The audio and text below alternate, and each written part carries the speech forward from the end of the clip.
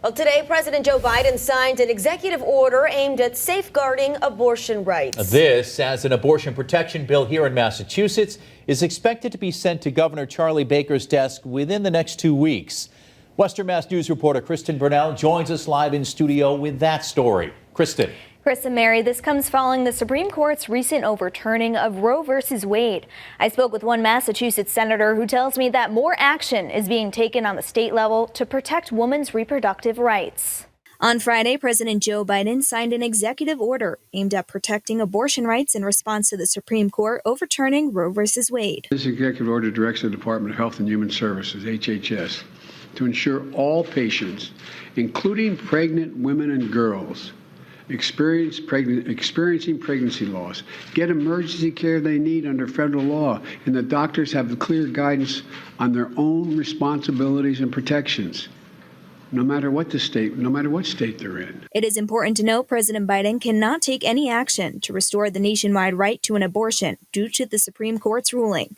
Biden is now calling on Americans to elect members of Congress in the upcoming midterm elections who support federal legislation protecting abortion access. If you want to change the circumstances for women and even little girls in this country, please go out and vote.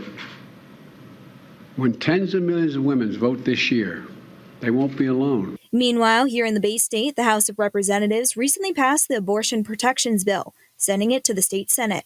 Western Mass News spoke with Senator Eric Lesser, who is in favor of the bill. We are going to be putting in additional safeguards, both to protect providers who offer services both to women in Massachusetts, but also women who might travel here from other states. Lesser tells us the legislation is expected to pass the Senate and arrive on Governor Charlie Baker's desk sometime in the next 2 weeks. He adds Governor Baker's executive order protecting the right to an abortion in Massachusetts is still in effect, which he hopes to keep permanent. There is some protection in place immediately as a result of that executive order, but what we're trying to do is codify that executive order into law so that it would continue no matter who the governor might be or what might change in the months and years ahead. And on a local level, the city of Easthampton held a public hearing this week to discuss a proposed ordinance designed to stop deceptive advertising practices of emergency pregnancy centers.